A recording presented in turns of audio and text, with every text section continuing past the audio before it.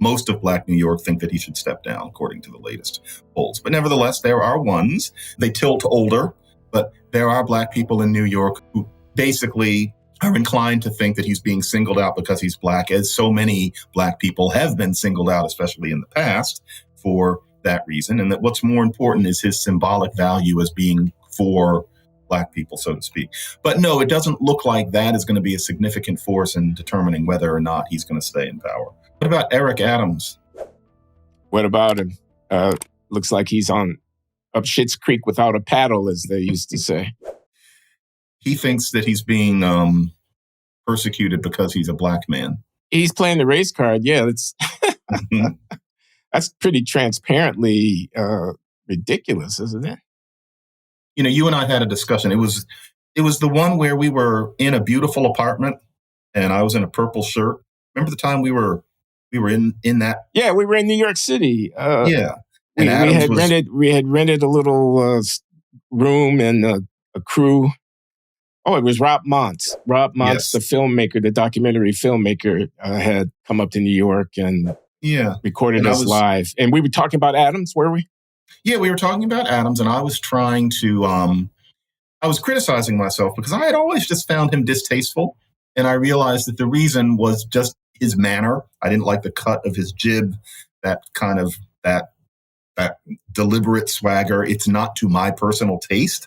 And I realized I was being a snob because some of the policies that he was espousing, such as his attitude towards law enforcement and some things he said about schooling, seemed to me to make sense. I thought that I needed to realize that I needed to get over not liking his manner because he was going to create a New York that I thought would be better in many ways than what Bill de Blasio created, except for Bill de Blasio leaving us with pre-K for everybody, which was actually a really great move. But otherwise, de Blasio did some really fucked up stuff.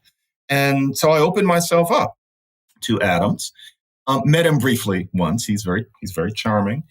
But now it seems like, that thing that I didn't like about him, the way he's been not running the city and what he seems to cherish really are symptomatic of the sort of thing I saw in him before. And it disappoints me. The swagger is everything.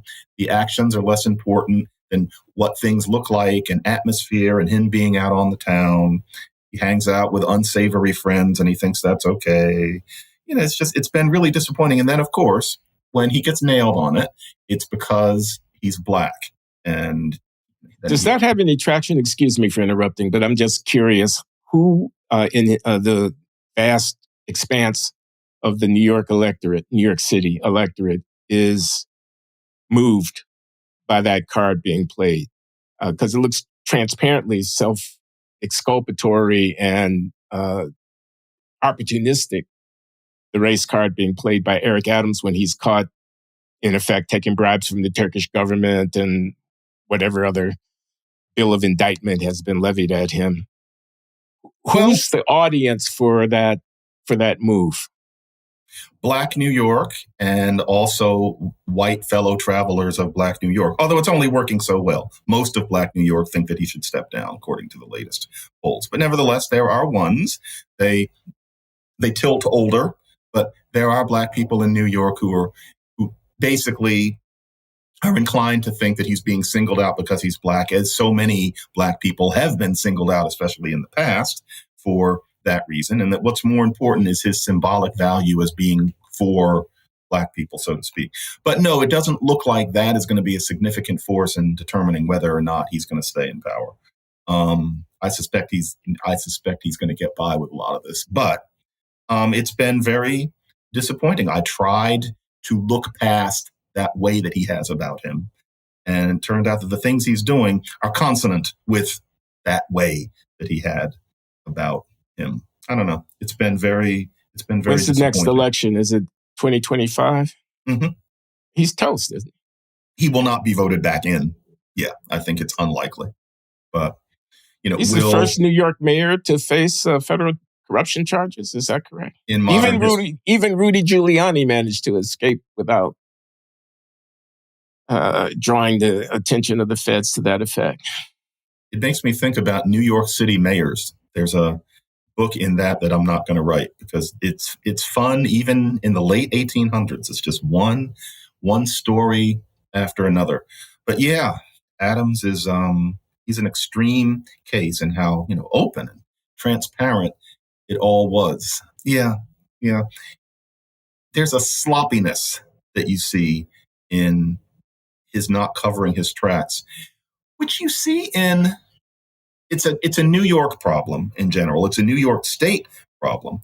But long ago, I wrote about it with even Charles Rangel, and I have no issue with Charles Rangel, but he got stuck in some awkwardness, Congressman Charles Rangel. And a lot of it just had to do with sloppy bookkeeping that he seemed to think nobody was going to notice. It's just, sometimes I get the feeling that among brown legislators in this city and in this state, there's a sense that blackness compensates for what a white legislator would have to think more about in terms of the sorts of things that you're trying to get away with. And I'm not sure why that is, but I wish that lesson were learned. And I'm not saying that there aren't, corrupt white legislators, but it seems that they put a lid on it more. And this is not just a black thing. I'm thinking about, Robert Menendez is just so transparent, but here we are. If you were asked to list what Eric Adams has accomplished in his 3 years as mayor of New York City, what would be on that list? Glenn, I'd have to say nothing, and that's the problem.